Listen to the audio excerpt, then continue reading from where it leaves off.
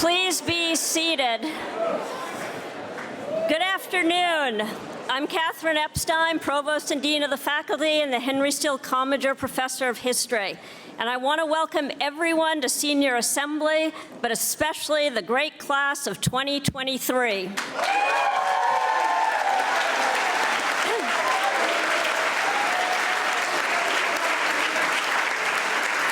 Class of 2023, you are a remarkable class. You thought that you were going to have the usual college experience, but it's been anything but. Your college years bookended the pandemic. In the spring of 2020, just months after most of you started at Amherst, you were told to go home due to COVID-19. Just 2 days from now, on Thursday, the COVID National Public Health Emergency will officially end. Virtually your entire college experience has been in the shadow of the pandemic, and it is a testament to your strength and resilience that you did college, which are always inherently difficult years during a pandemic. Now, despite the pandemic, we are getting back to a new normal, and for the first time since 2019, we are holding Senior Assembly in Johnson Chapel. In doing so, we are returning to one of the iconic traditions of Amherst, the symmetry between convocation and Senior Assembly. You likely don't remember this, but when you first started at Amherst, you came to Johnson Chapel for convocation, the official opening of the school year.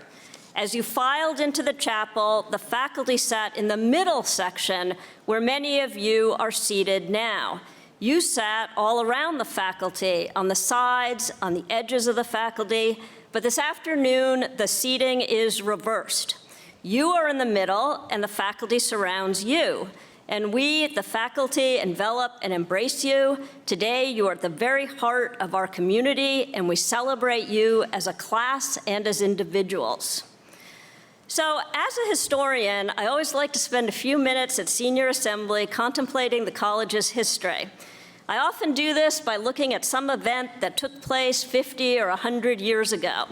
And so, as usual, I started to think about what happened in college history in 1823, 1873, 1923, 1973. Is there anything I could work with? I started with 1923, 100 years ago, and Alexander Meiklejohn, perhaps Amherst's greatest president, left the college that year. Meiklejohn is the president who made Amherst a national institution known for academic excellence. Meiklejohn was in the business of making minds. Thanks to Meiklejohn, or not only, we are the rigorous institution that we are.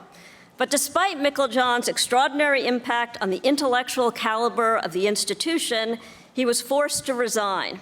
He had lost the confidence of the faculty because he took to some autocratic ways. And he did not steward the college's resources well. Could this make for a Senior Assembly speech? Well, maybe, but I decided not to go down this road. So then next, I thought, what about 1823? Well, that was the year that Zephaniah Swift Moore, our first president, died, and a new president, Heman Humphrey, took over. Heman Humphrey was president for over 20 years. But Humphrey, as we now know from the racial history work that the college has undertaken, was also a leading advocate of the American Colonization Society, a group that urged Black Americans to return to the Africa continent, especially to Liberia. Humphrey and other Amherst faculty members espoused ideas that we would roundly reject as white supremacy today. So much for Humphrey in 1823. This brought me to 1873. I looked at the college's wonderful bicentennial timeline website, and the only entry for 1873 is that Melville Dewey, class of 1874, invented the Dewey Decimal System in his dorm room. And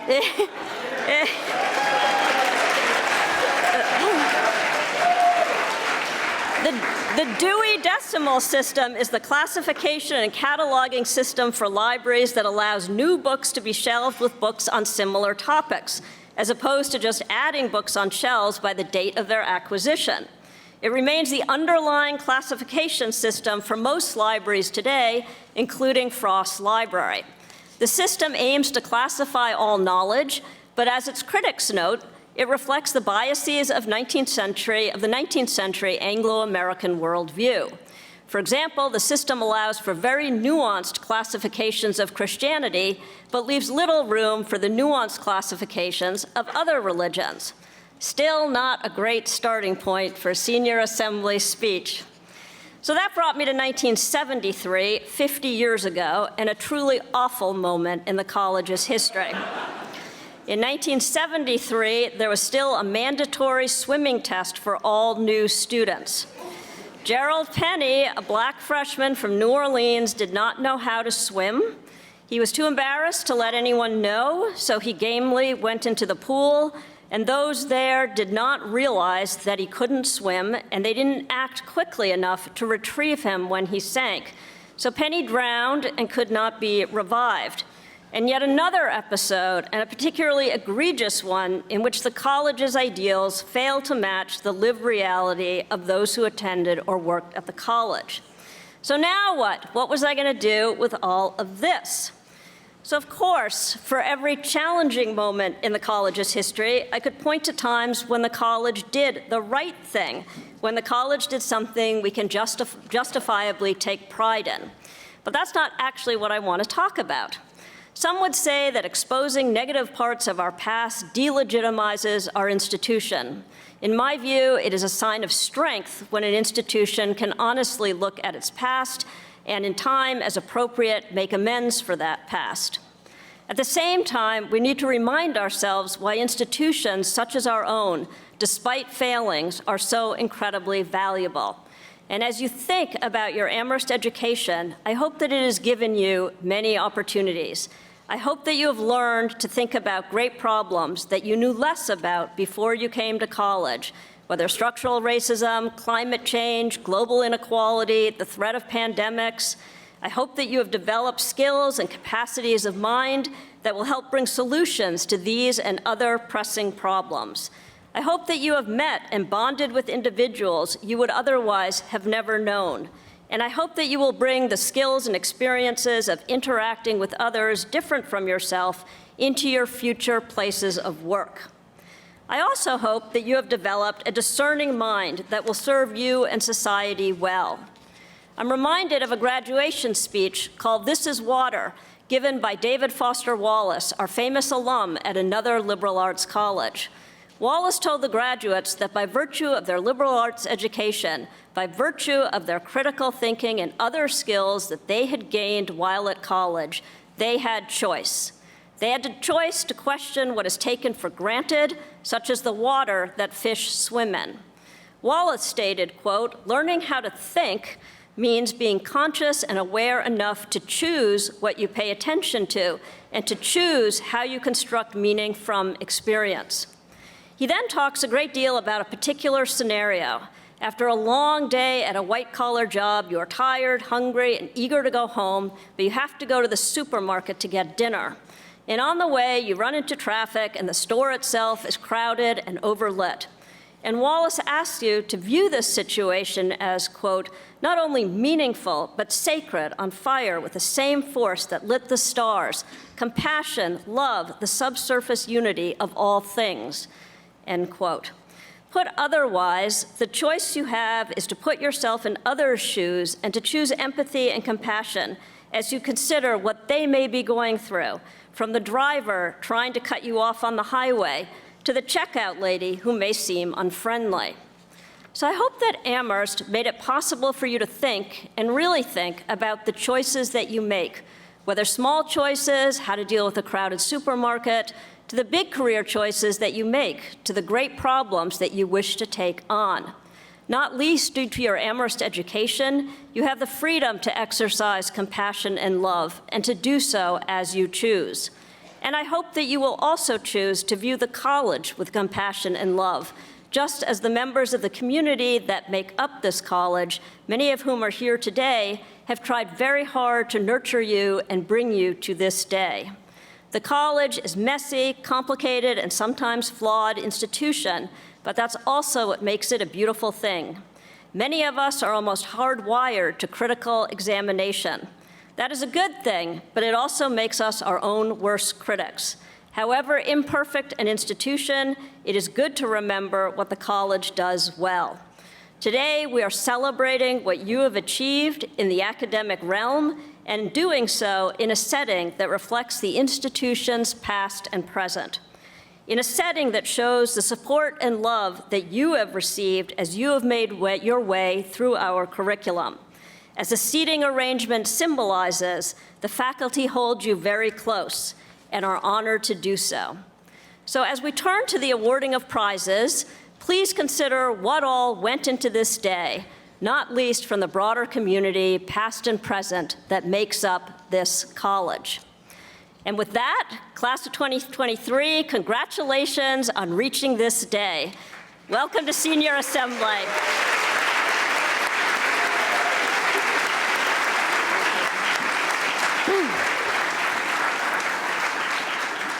So as soon as I call out your name, please come up. I'm going to start with the Addison Brown Scholarship. Tina Sun.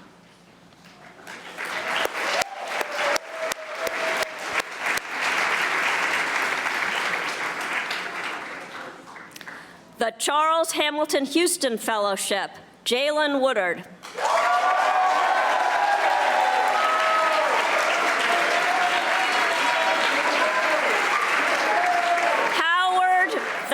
Hill Mossman Trophy, Mary Kate McGranahan.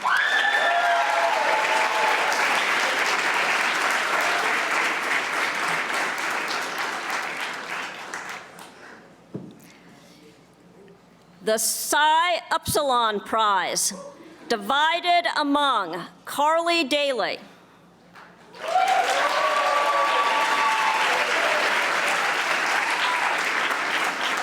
Isabel Geneve,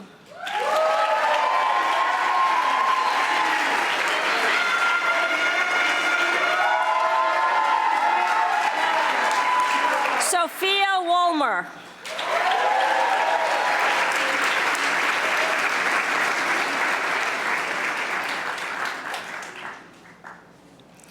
and Sophia Lillian Kubik.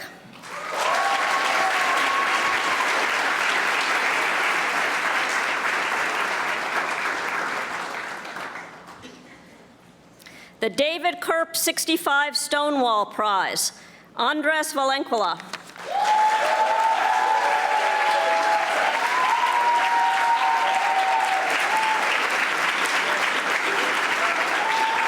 The Thomas H. Wyman 1951 Medal, Cyrus Wheaton.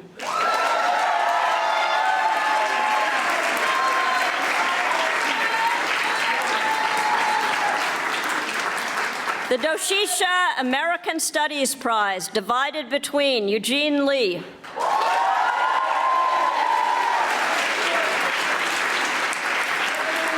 and Stedman Jenkins.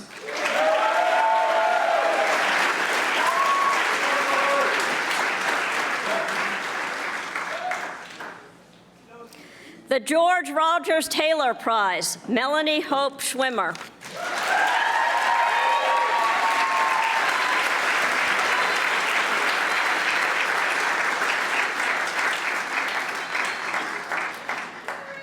The Franklin S. Odo Prize, Sarah Mingley Kao.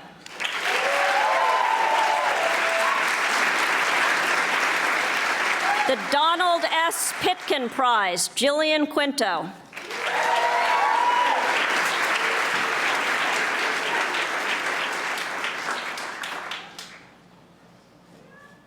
The Architectural Studies Prize, divided between Susanna Outerset,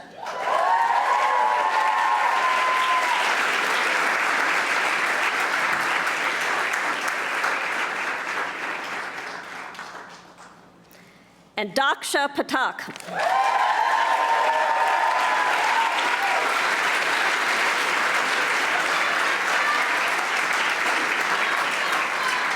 The Hasse Prize, Emma Spencer.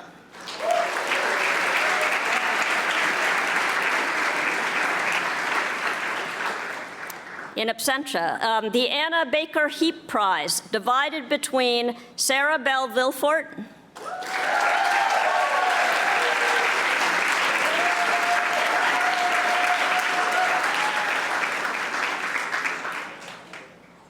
and Chloe Savannah Metz.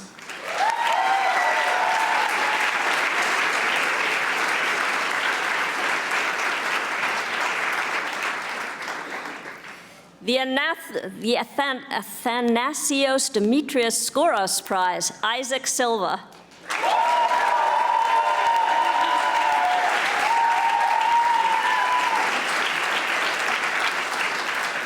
The Doshisha Asian Studies Prize, Edmund Kennedy, in absentia.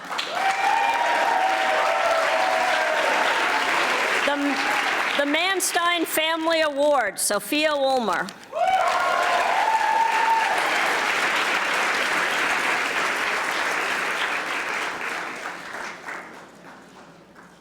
The Biochemistry and Biophysics Prize, divided between Sarah Siddiq Omer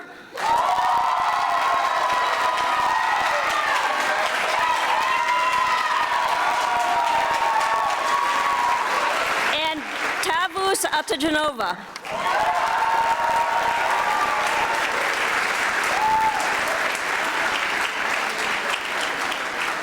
The Oscar E. Chate Award, divided between Isabel Kim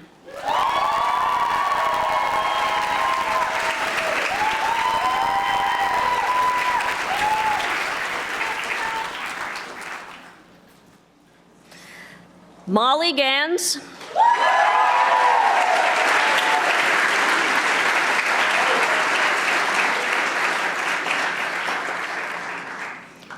and Stephen Yu.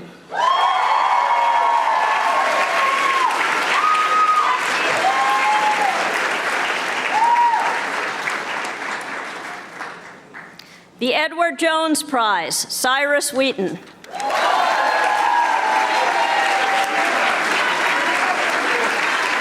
The Howard Waters Dowdy Prize, divided between Autumn Lee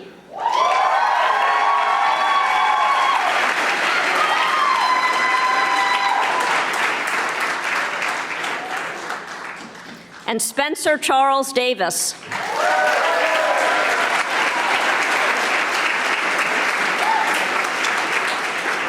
The Frank Fowler Dow Prize, Kevin Girardi.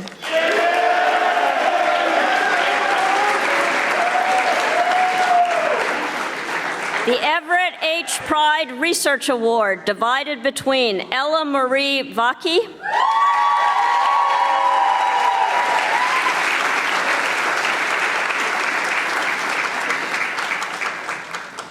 and Danny Jung.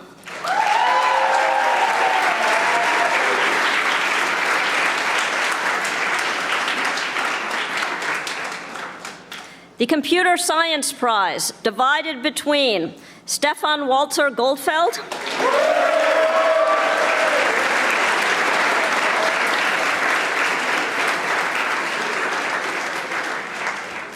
and Cameron Matsui.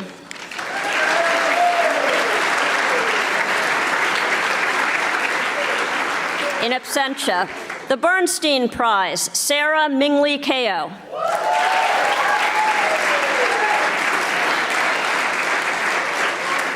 The James R. Nelson Memorial Award, Haoran Tong.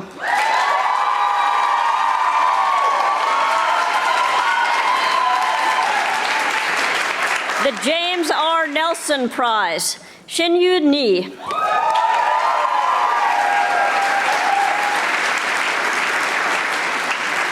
The Jean E. Reinley Prize, divided between Myra Owes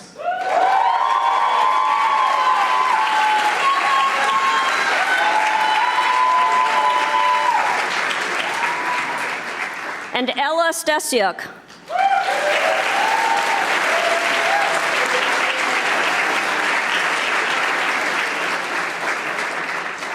The Educational Studies Prize for Leadership, divided between Joy One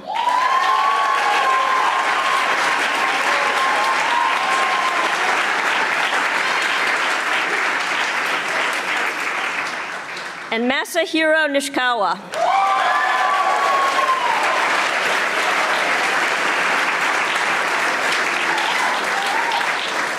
The Educational Studies Prize for Writing, Masahiro Nishikawa.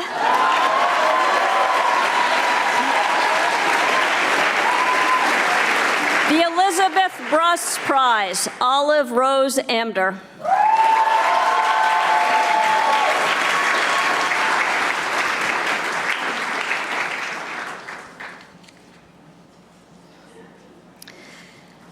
The G. Armour Craig Award for Prose Composition, divided between Olive Rose Amder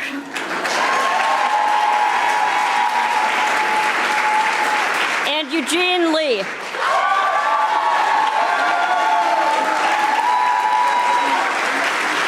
The Peter Burnett Howe Prize, divided between Muhammad Sabi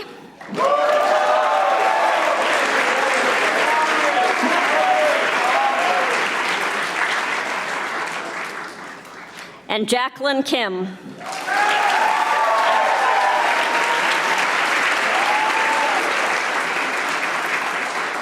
The Rolfe Humphreys Poetry Prize, divided between Bianca Sass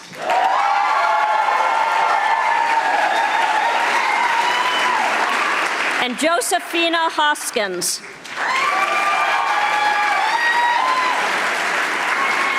The Ralph Waldo Rice Prize, divided between Muhammad Sabai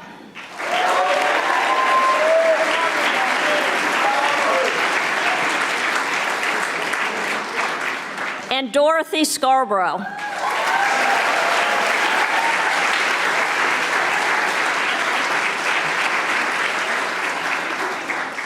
The Jan E. Dizard Prize in Environmental Studies, Susanna Outerset.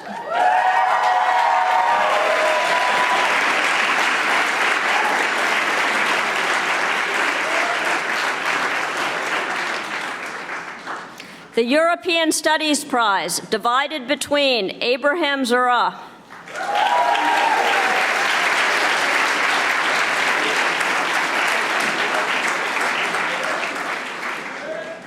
and Chloe Savannah Metz.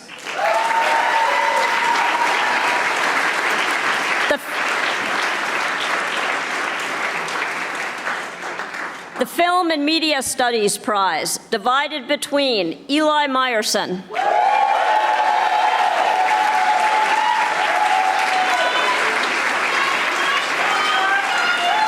and Anaya Rollins.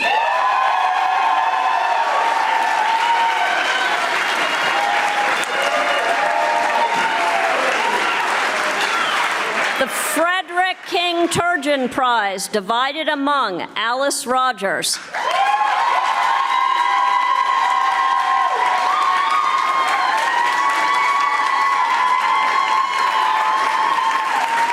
Sharon Ha-Sung-na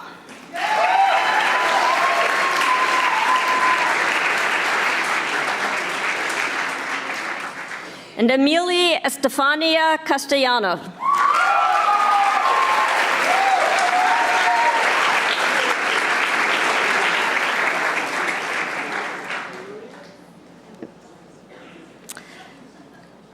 The Walter F. Pond Prize, Isabel Cindy Caban.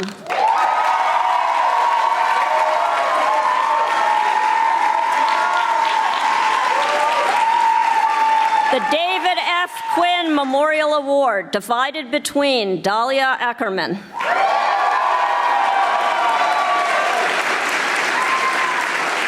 and Nathan Grove.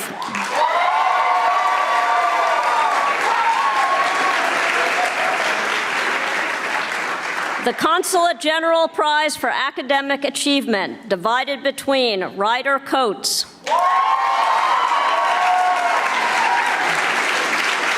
and Andres de la Torre.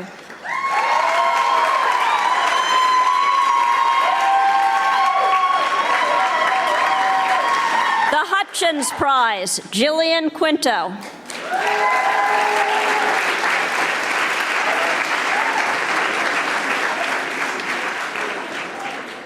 The Asa J. Davis Prize, divided between Ethan Fine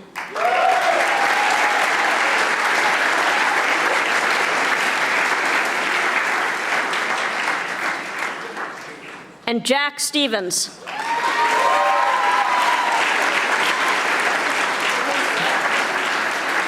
The Alfred F. Havighurst Prize, divided among Meenakshi Jani,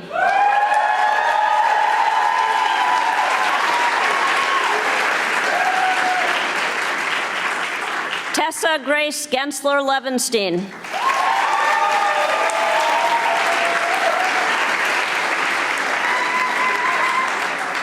and Theo Hamilton.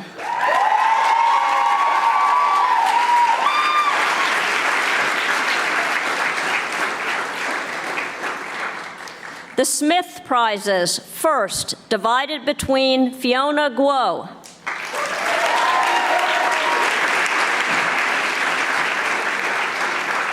Kendall Levine,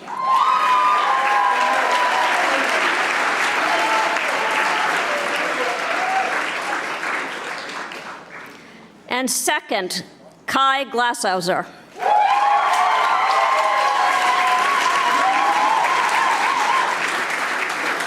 The Bertram Prizes, Brody Ladd Raymond.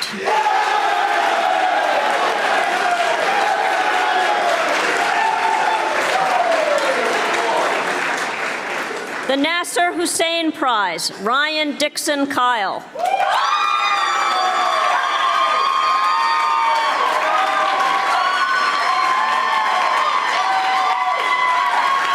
The Frederick S. Lane 36 Fellowship for Creative Arts, Olive Amder.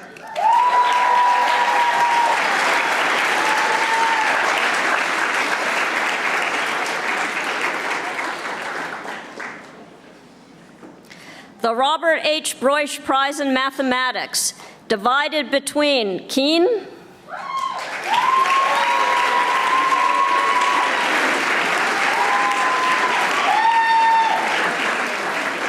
and Min Winton.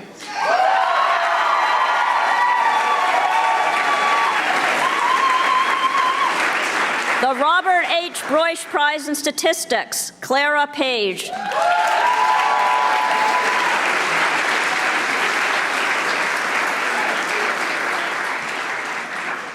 The 5 College Statistics Prize, divided between Alex Branfenbrenner,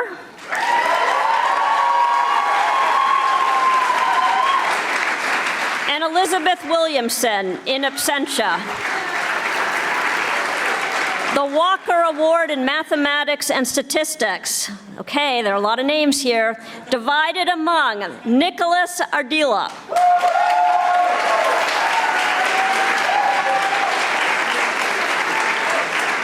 Kevin Jin,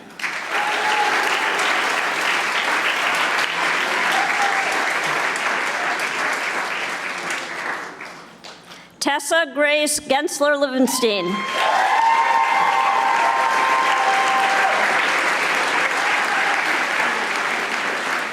Keen,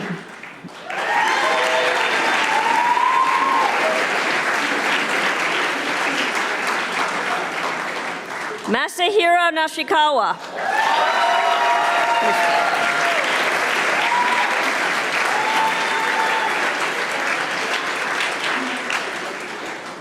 Andressa Silva,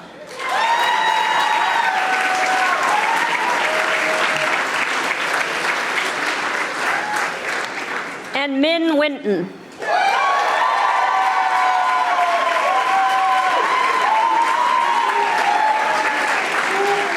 The Wise Award for Studio Art, Anna Lyons.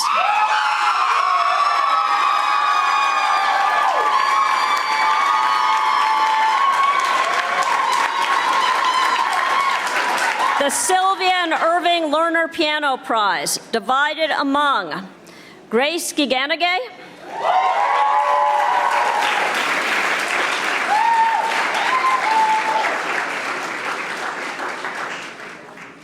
Patrick Spohr,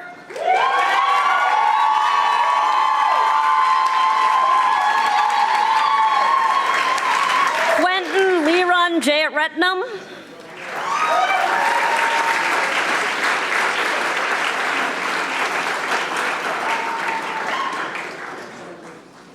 and Taz Kim.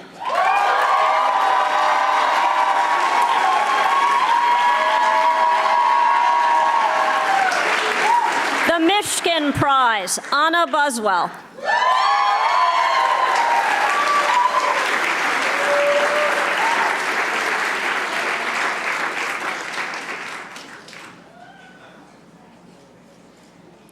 The Lincoln Lowell Russell Prize, Haoran Tong.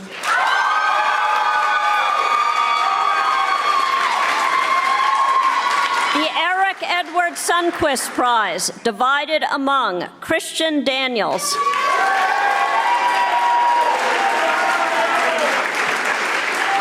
Camuel Hart.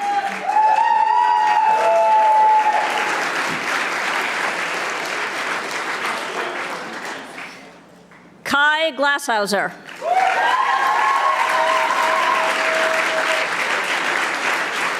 And Samuel Troy Wright.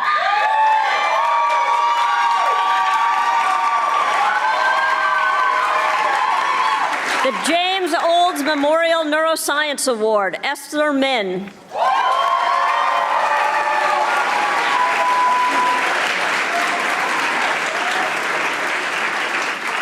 The Gail Kennedy Memorial Prize, divided between Ethan Gilman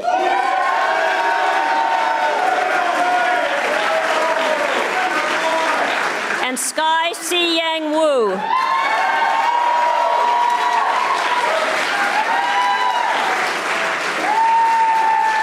The William Warren Stifler Prize, Kaylin Plunkett.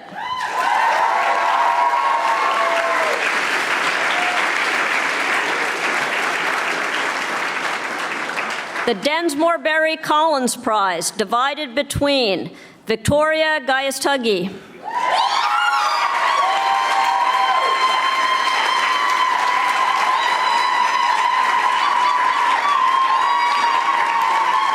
and Yoan Sanders.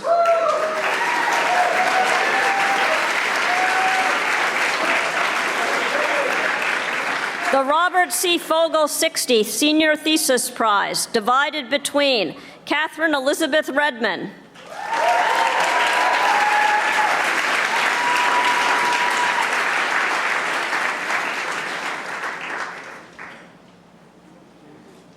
and Maya Foster.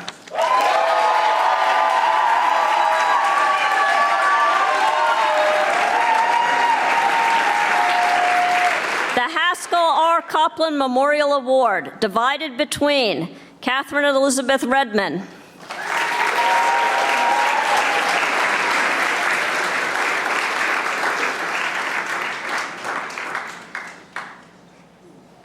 Is that not working out? Whoa. No. That's odd. And Maya Foster? The Haskell R. Copland Memorial Award. It's that one. Okay, so there's a problem. Sorry. I don't know what's going on. So the Haskell R. Copland Memorial Award, you've got that back there? All right. That's... Oh, that's it. Okay, so, all right. Catherine Elizabeth Redman and Maya Foster both won 2 prizes. One is the Robert C. Fogel 60 Senior Thesis Prize, and one is the Haskell R. Copland Memorial Award.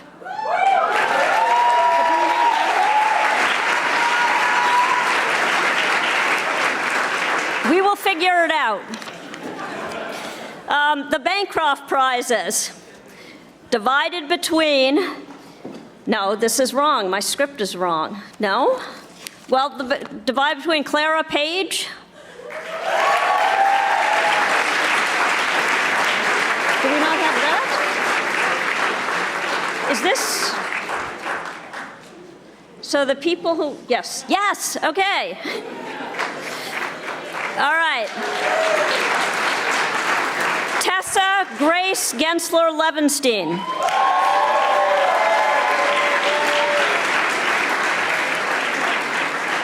Kaylin Plunkett.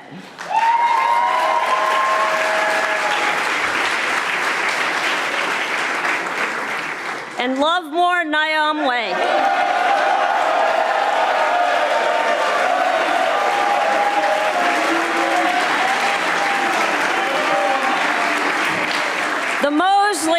prizes divided among Victoria Foley.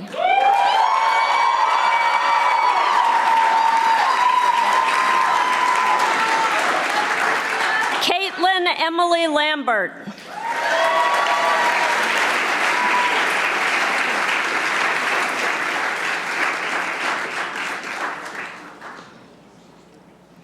And Chloe Savannah Metz.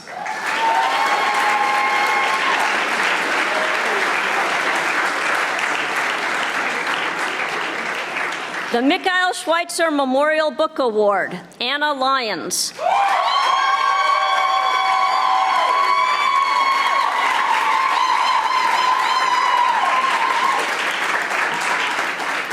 The Rose Ulver Prize, Melanie Hope Schwimmer.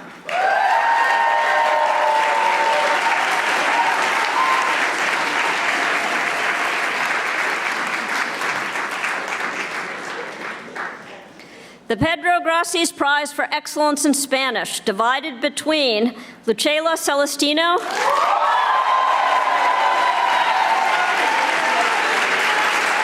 and Allison Stafford.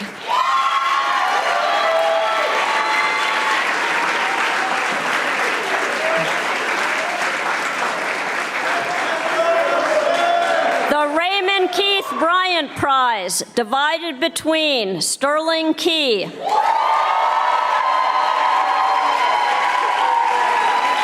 there's one more,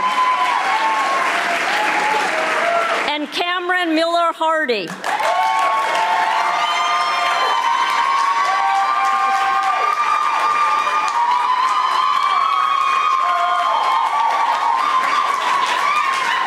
Another one here, the Robert G. Fogel 60 Senior Thesis Prize to Alex Rule.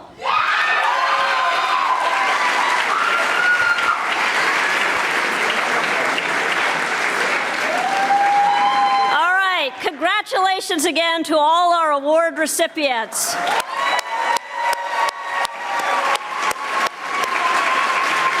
It is my pleasure to introduce the Amherst College Glee Club to perform Three Gifts, which is traditionally performed at formal ceremonies and was written by Lisa Smith van der Linden, class of '89.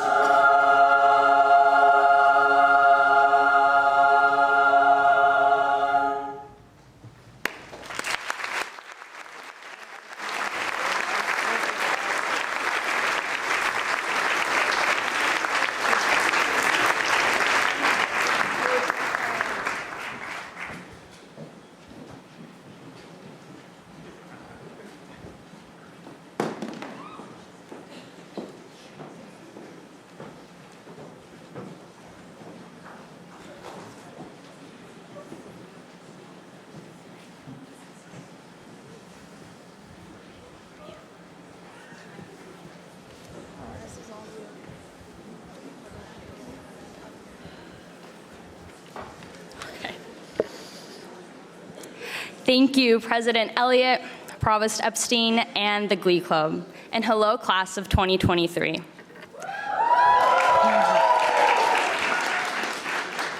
My name is Victoria Foley, and I join my fellow class marshals, Carly Daly and Haran Tong, in celebrating the last day of class and welcoming you to our senior assembly.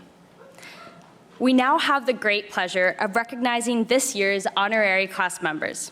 Each year, the senior class elects staff and faculty to be honorary members of the graduating class. These individuals have made a difference in the lives of the students throughout their time at Amherst, going above and beyond to serve the student body and generate meaningful and lasting interactions. At this time, I would like to invite this year's honorary class members of the class of 2023 to please join us in front of the stage. As I call their name, each member will be presented with a 2023 Conway Class Cane and certificate.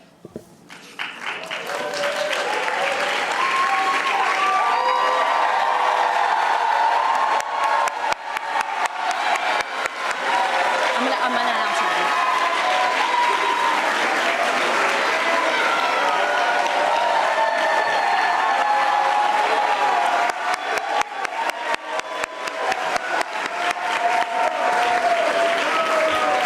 This year's honorary class members are Renee Alvarez,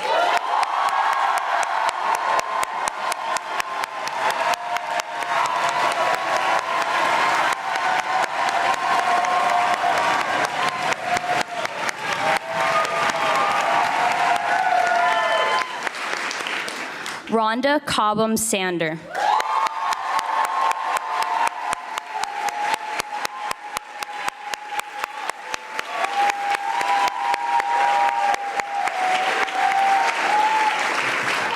Marwan Dafar,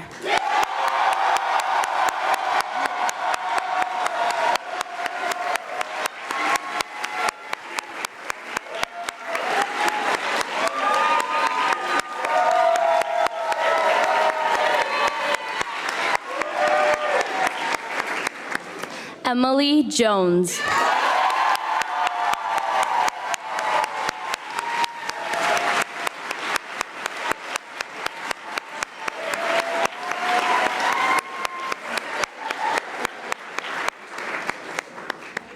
and lastly, David Kuh.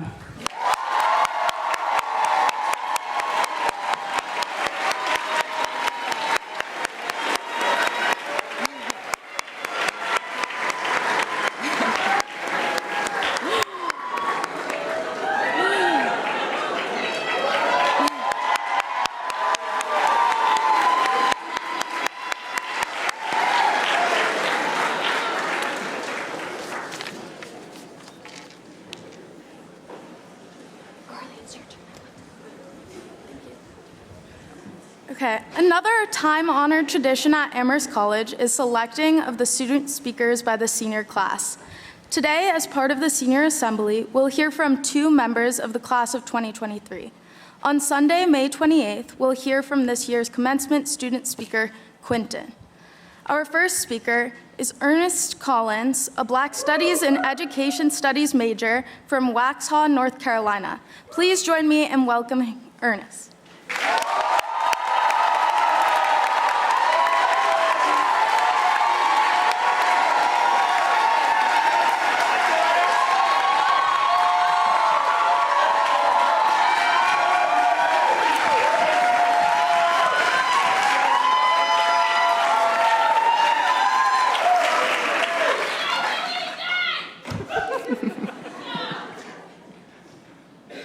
Is it just me, or is it hard to believe that it is 2023? I know we may be the mammoths, but our first year felt prehistoric. I didn't think of Western Mass when joining a college class, but I'm glad I did. I'm glad all of us did. It seems like yesterday I was on the Appleton floor, waiting for the future and what it had in store. I didn't shed a tear, because after Bridge, it was pretty clear that I would make lifelong friends here. And I'm blessed to say that I have. On that moving day, we got a thrill as we gazed upon Memorial Hill, and we even took our leap trips and perhaps felt that we leapt too quickly. We had our whiteout rave, farm fest with our flowers saved. We walked down the paths we've paved. With our work in the back of our minds, we were looking forward and not behind. We were ambitious, yet oblivious, curious, at a future mysterious. We were living it up, discovering our passions, figuring out love, figuring out fashion.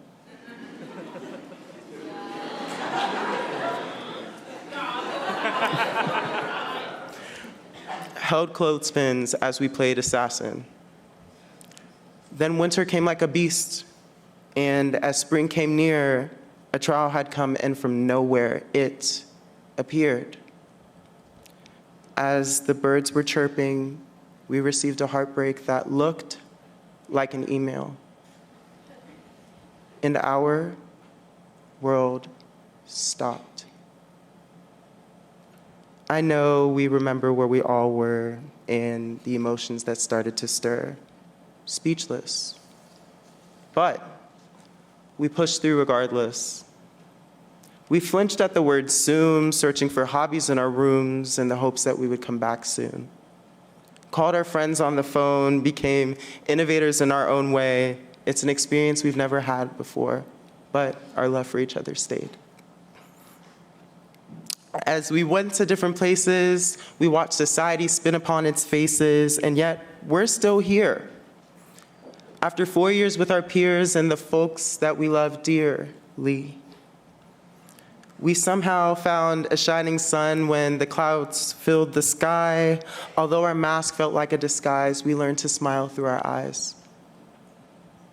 We learned what love truly was, and we held on to it. We all came with dreams and aspirations, with drive and inspirations, despite our previous locations and despite our limitations.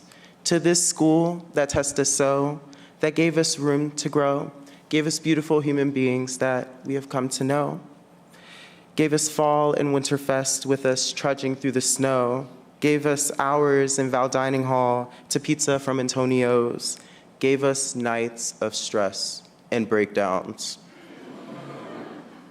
where tears began to flow. But I'm really going to miss you all when it's my time to go.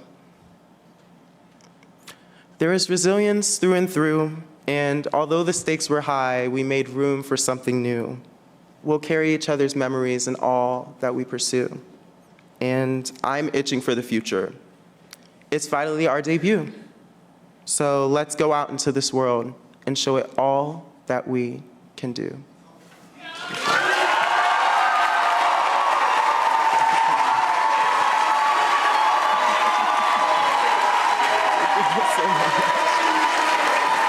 Love y'all, love y'all. Thank y'all, professors. Thank y'all, professors.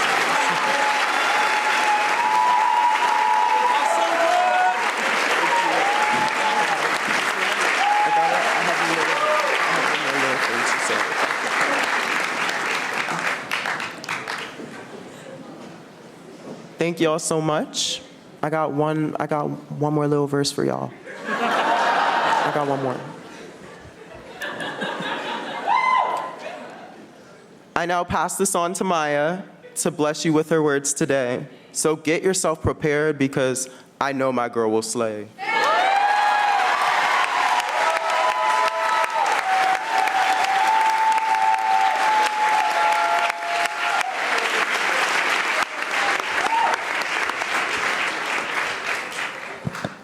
Thank you so much, Ernest. As Ernest mentioned, our next speaker is Maya Roberts. I know I'm repeating myself, but she hails from Port of Spain, Trinidad and Tobago, as an economics major. Let's welcome Maya.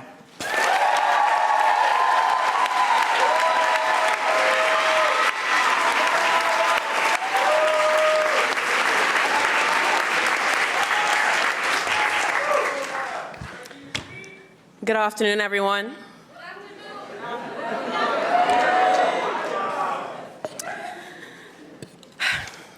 trouble saying goodbye. I'll be so real, it's barely sunk in for me.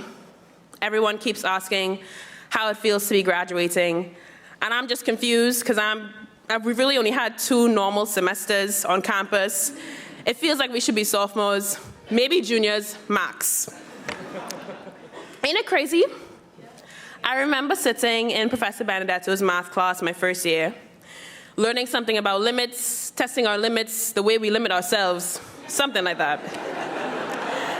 When she stopped teaching to say that the school was stocking up on food to prepare for the worst, and that we needed to take this global pandemic seriously. Global pandemic? I was like, okay, so does this mean I still have to finish my problem set for tomorrow? Bestie, please let me know. Turns out, I still had to do my homework, even with Biddy's email coming in later that night telling us to get out and go home. Girl, we were stress eating. The line for Schweppes was literally wrapped around all the way outside of Keith at 12 a.m. because people didn't know what else to do. Some people were stressed about whether or not we still needed to do our homework or our midterms that were still scheduled for that week. Others questioned where home would be if we were kicked out, because for many of us, Amherst was home. Many students either couldn't afford to leave on such short notice, or for good reason, could not work at home at all. International students questioned how we would fly out of the country, especially for those of us whose country's borders were already closed to us. For those of us in those situations, we were very lucky that Amherst didn't throw us in the streets and allowed us to stay for as long as we needed, even through the summer and into the fall semester. We could still call Amherst a home. And COVID was really a test of all of our resilience. But for me, and I'm sure for many of us, this was not the first test of our resilience. I realize I'm standing in front of you. I failed to really introduce myself to you. I'm Maya. Many of you may know that I'm from Trinidad and Tobago, as they already said, and I love to sing. Those 2 things are literally half my personality at Amherst. But a fun fact is that my close friends often call me an auntie because I act like a 50-year-old woman, and I love my shawls.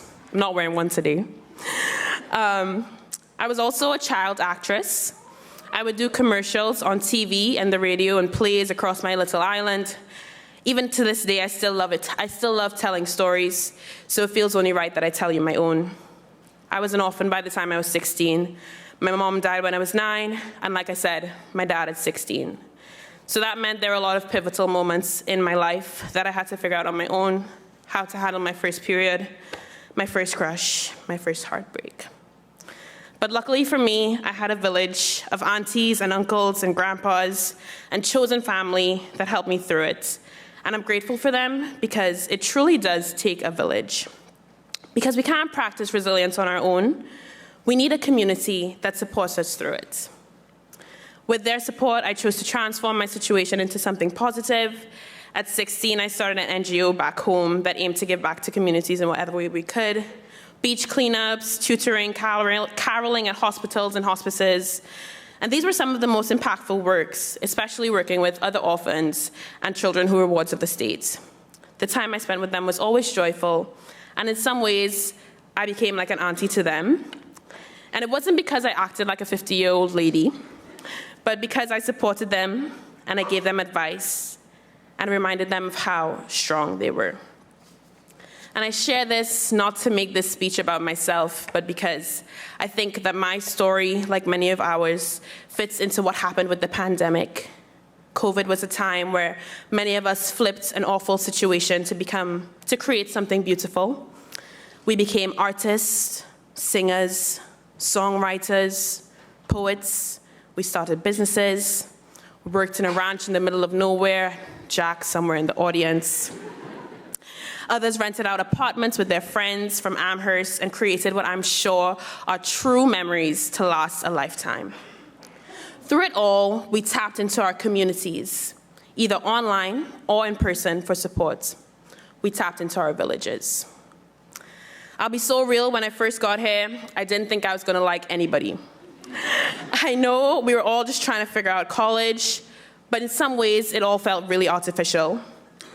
I didn't know that I would form genuine, deep connections with anyone when all we did was pass each other in Val and say, "Let's get lunch soon, girl." We didn't get lunch. To make matters worse, I thought everybody was mad weird. Where I come from, sorry, I'm weird too.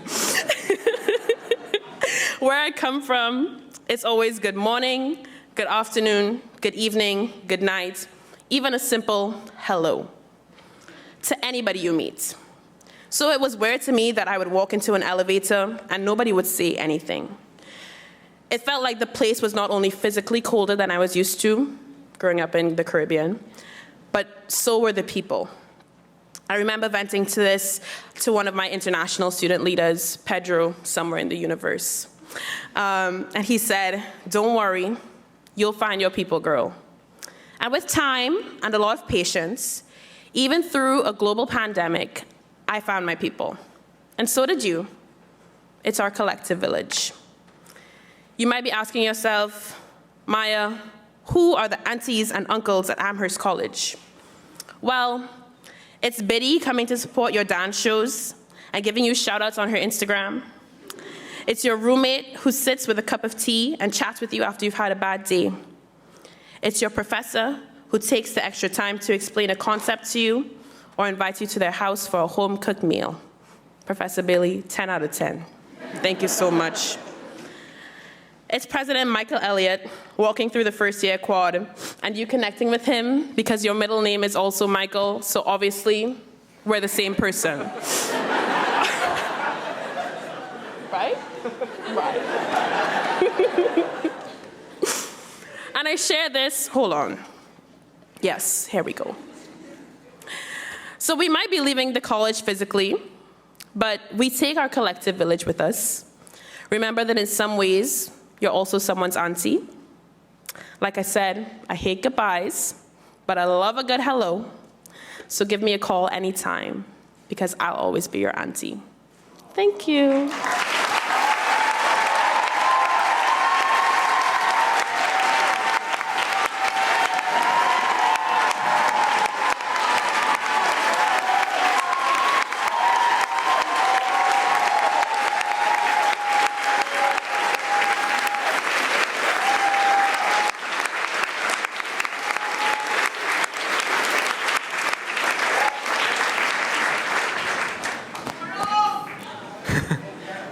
Thank you so much, Maya.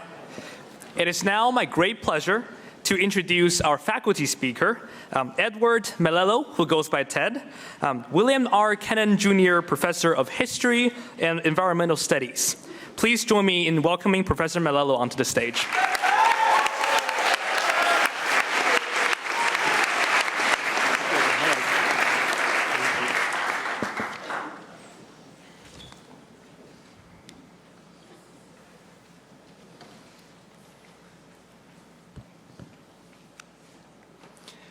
Appearing from the clouds above Lake Tornatresque, a snowy owl swooped down and alighted on the outstretched limb of a birch tree. After tucking a pair of silvery wings around its bespectacled chest, it scrutinized me. A sophomore in college, I was working as a research assistant at a Swedish ecological research station some 125 miles north of the Arctic Circle.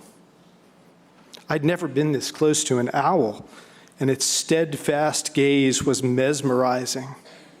We remained motionless for what seemed like an eternity. Then my feathered companion lost interest and flew off in search of a more suitable meal. As it turns out, my auspicious owl encounter on that Arctic afternoon gave wing to several themes that have shaped my own academic career. Owls, in both their metaphorical and literal guises, have taught me about the nature of worldly wisdom. In addition, they have much to say about the environmental health of our rapidly changing planet. I'll share a few lessons with you this evening. In college, I surrendered to the fact that I'm a staunch night owl. Unable to bend my circadian rhythms to the Spartan habits of the early riser, I discovered the elixir of academia, coffee. I suspect that many of you have had similar encounters. During those heavily caffeinated undergraduate years at Swarthmore College, I first encountered Hegel's philosophy of right. In the preface to his most mature work, the German idealist proclaimed, "The owl of Minerva spreads its wings only with the coming of the dusk." As my philosophy professor helped me to comprehend, Hegel was asserting that true historical understanding can be found only in hindsight. Knowledge of the meaning and purpose of an era only emerges in the waning moments of that epoch. I question such an outlook. I remain hopeful that we're not entering the 11th hour of the Anthropocene, watching owls of Minerva flutter by like a scene from a Harry Potter movie, as we look back wistfully at the more sustainable pathways not taken. A student once asked me, and that student is here, if environmental studies was simply a collection of complicated ways to tell us that we're going to hell in a handbasket. I paused for a moment, taken aback by the candidness of this assertion. Then I recovered. No, I responded, we can interpret the world while also challenging the ways we organize it.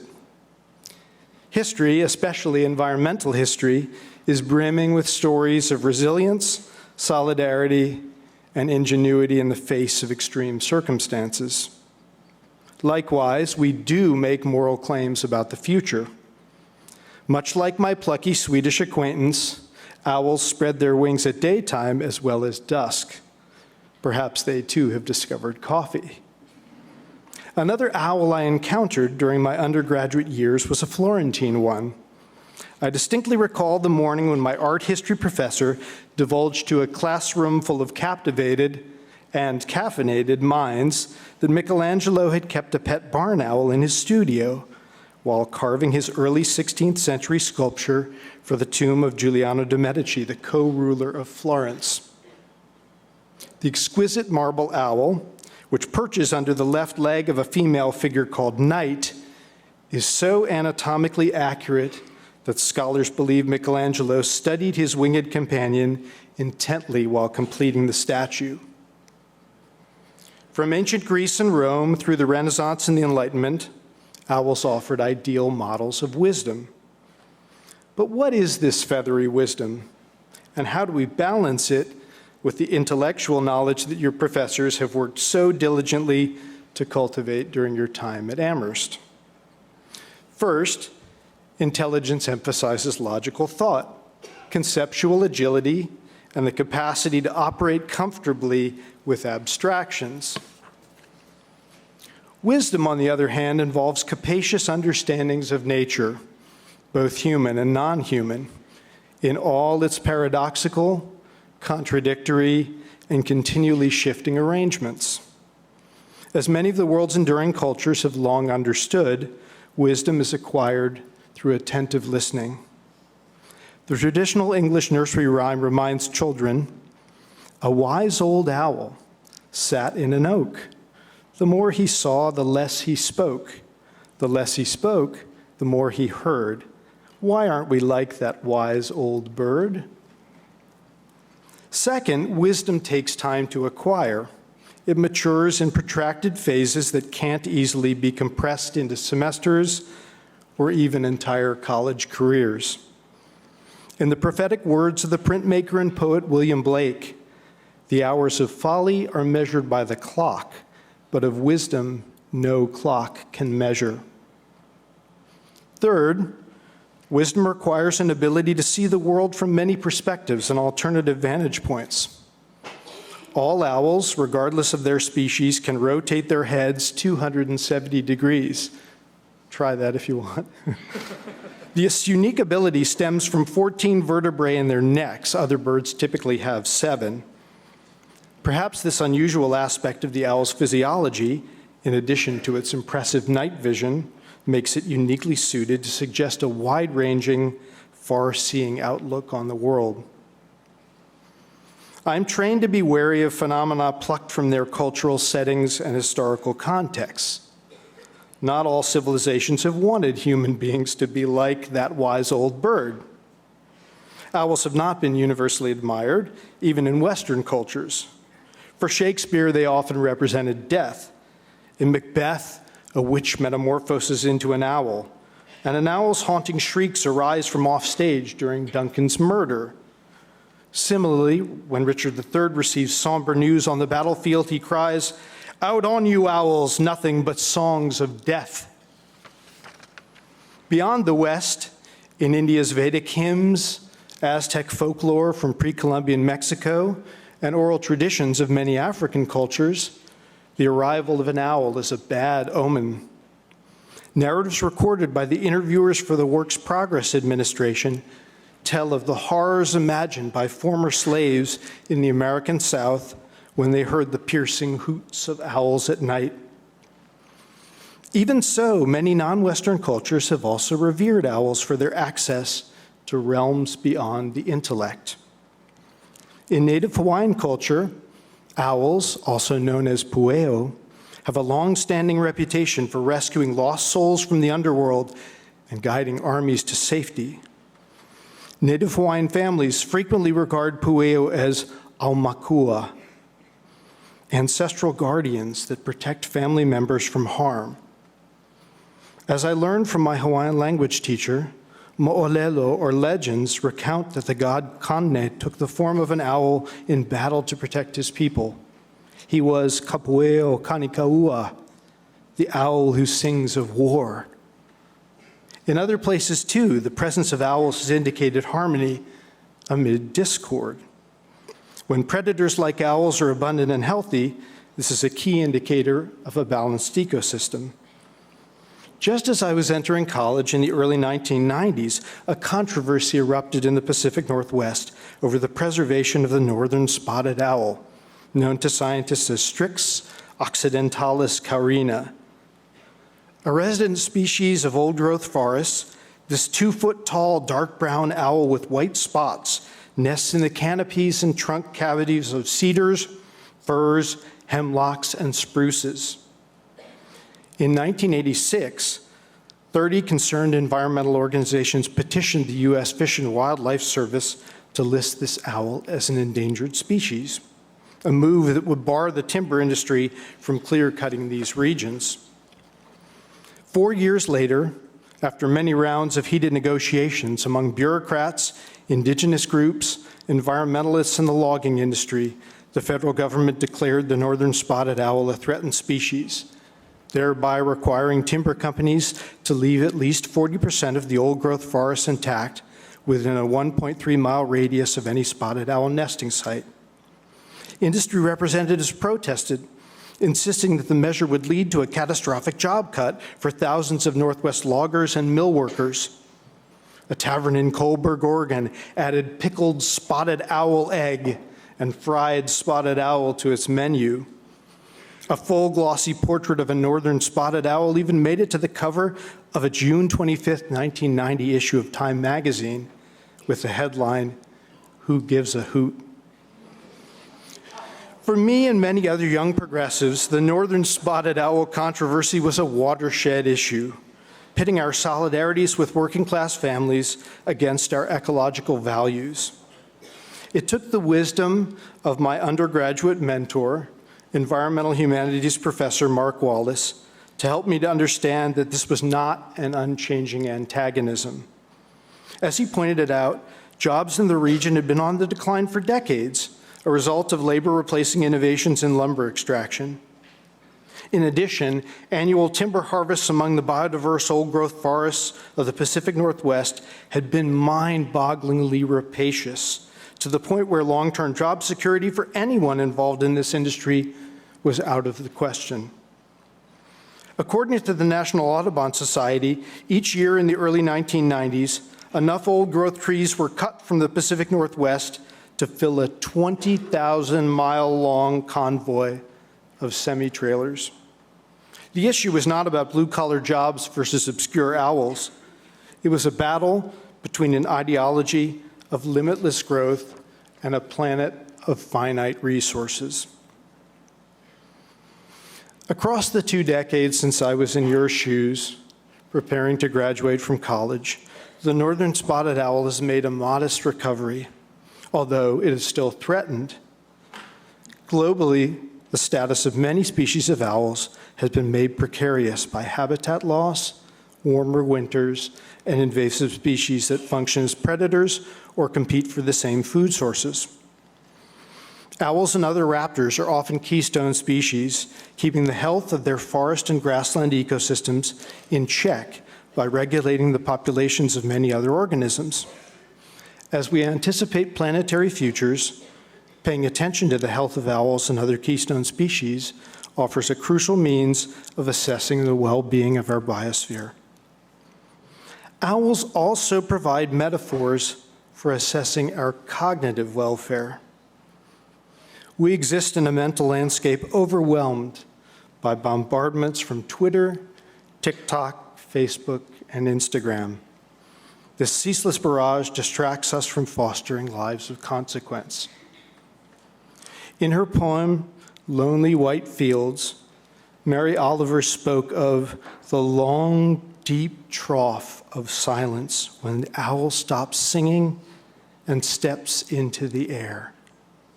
As you step out into the world beyond Amherst, moments of silence will help you to cultivate the attentiveness that fosters wisdom. In the face of so many distractions, the owl's steadfast gaze, its unswerving focus, which so captivated me on that Arctic afternoon, seems more necessary than ever.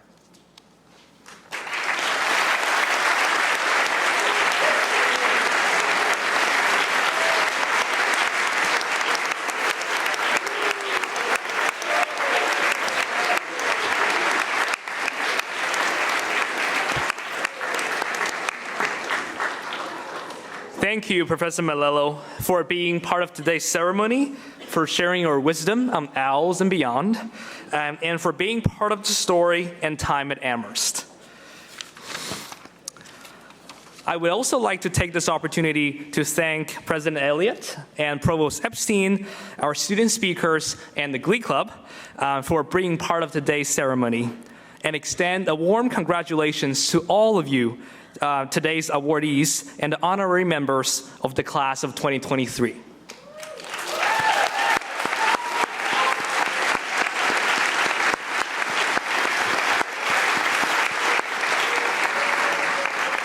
Before I introduce the Glee Club for their final performance, I have a couple of brief announcements. When Senior Assembly concludes, the class of 2023 and guests should remain in their seats so faculty members can recess first, followed by the student marshals, at which point students are welcome to leave from any exit. Immediately following Senior Assembly is Senior Celebration, a formal reception for graduates on Val Quad featuring dinner and live music. Let's go. Students are reminded to bring appropriate identification for entry and to change out of their cap and gown before attending. Thank you all for being here today. Please join me in welcoming the Glee Club to perform Hymn to Amherst.